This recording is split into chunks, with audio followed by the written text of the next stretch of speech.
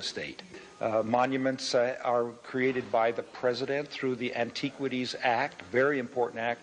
Such things as Yellowstone National Park and others have been created that way. So the President, through an executive order, can creates monuments. Congress creates parks.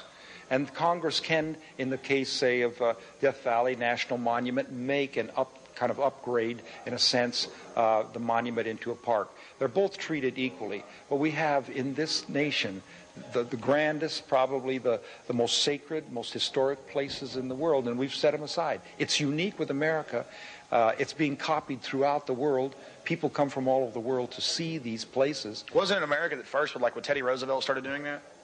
Teddy Roosevelt, during his administration, he created 5 national parks, one of which was Yellowstone. But he also created the U.S. National Forest Service, which is something that not too many people know about. But that was about 1905, you know, and he was one of the leaders in the park movement.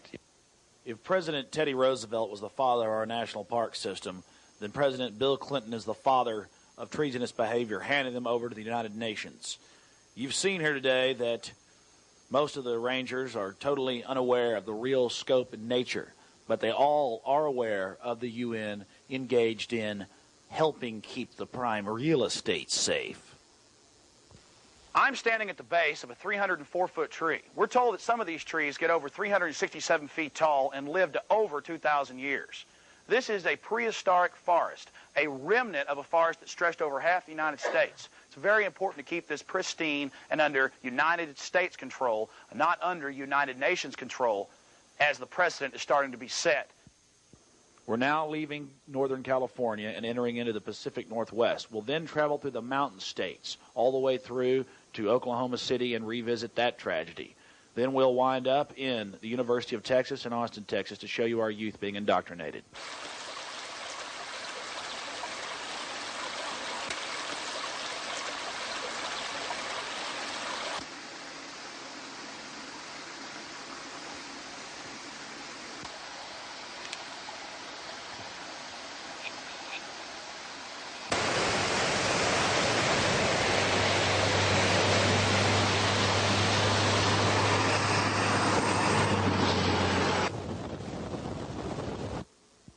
Before we left the Redwoods, we were hell-bent on finding the UN sign, and we did find it, hidden behind a rest stop on the back of the building, as they always are. Hold on.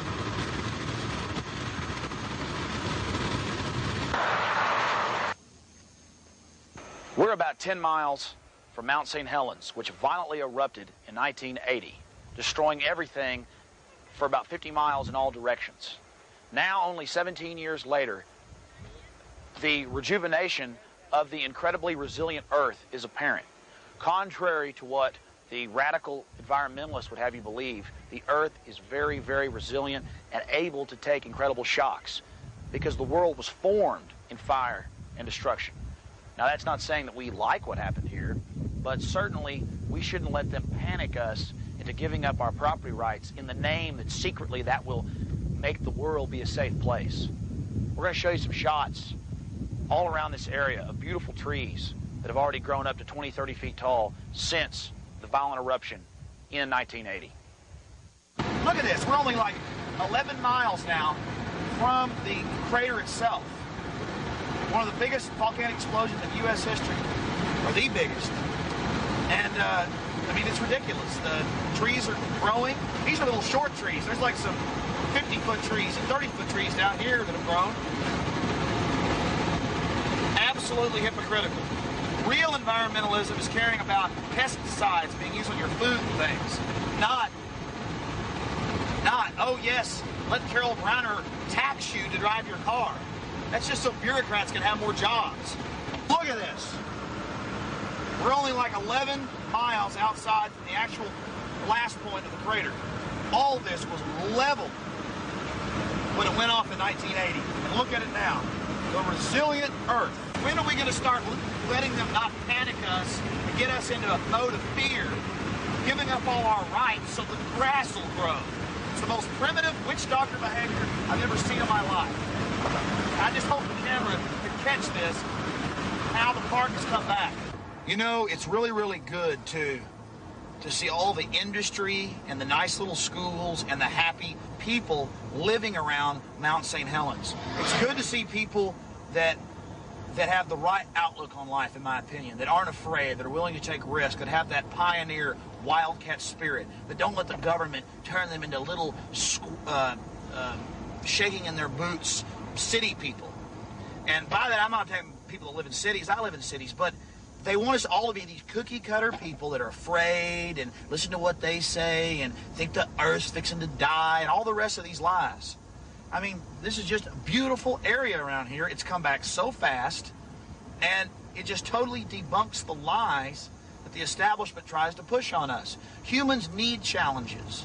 Humans need hardship, and I'm not calling for hardship, but I'm saying that a metastasized, weak, manila envelope life with $300 in welfare a month and crime in the streets and a big police state with a bunch of know-it-all professors organizing and running the whole thing is a nightmare to me. And I think if they really look out in the world and get out of their little shells and look to middle America and people that really work for a living, there is the wisdom.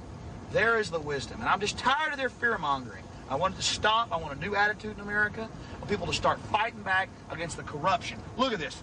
We're like 15, 20 miles away from the central eruption point of Mount St. Helens, and people are not running from this. They're living here. They're making livings, and it's just, I'm glad they're doing it. I'm glad they're not letting themselves be cowed into fear by the government and its cronies in the media. Now, this park, Olympic National Forest and National Park, is designated. All the beautiful mountains, the rivers, the lakes, everything is all designated UN Biosphere World Heritage Site, and they have to take a bunch of the rules and regulations from the United Nations. But there is no posting. And as you saw earlier at the Grand Canyon, they attempted to run us off. So what I had heard before we went on this trip is obviously true. They are trying to cover up what's going on. And I don't mean the people down at the lower level. They're just ignorant. A lot of things are being signed over, a lot of executive orders that I've already told you about. This is real. And we need to have Senate hearings or something about it. This is a beautiful park. We'll show you some beautiful scenes of the treasures that are falling under UN control more and more. We're looking for the Biosphere designation or World Heritage Site plaque. All the parks that have those signs, but we've been unable to find it here. Do you have any idea where those are? I don't know what you're talking about. Well, what's the camera for? Oh, we're just American citizens out filming. Okay. Biosphere. For the Olympic National Park. Yes, sir. I'm with the U.S. Forest Service. Yeah. Well, that's still Bruce Babbitt, isn't it? He's the Department of Interior. Yeah. Forest Service is the Department of Agriculture. Yes. Well, we're just curious. We do share an office. What did you want to know for? Is it okay to know? Is it on our information? Got any information on it? On the information? No, but they have them everywhere. They took down the UN signs at a couple parks. Yeah. Mammoth Cave, they took them down. People didn't like the baby blue UN signs too much. Mm-hmm. We're just trying to find just the plaques. We're going all over the country categorizing the plaques and actually proving to people. I'm sorry, I can't help you. Listen, I really appreciate your help. Okay. It's no surprise to me that the people at the parks acted like we were two-headed demons. I talked to Bruce Babbitt's office, and they have been under a lot of heat, and so I'm sure they've told all their people to watch out for people like us.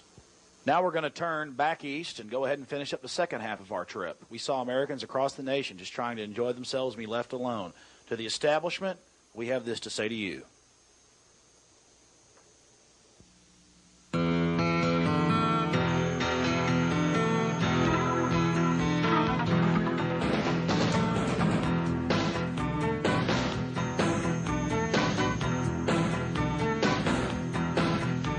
There are problems in our country, yes, we live in troubled times. There are far too many criminals and far too many crimes. Unlocking every window and unbolting every door. The tool I use in self-defense will even up the score. You can rant, you can rave, you can make your demands, and you can take my gun from my cold dead hands.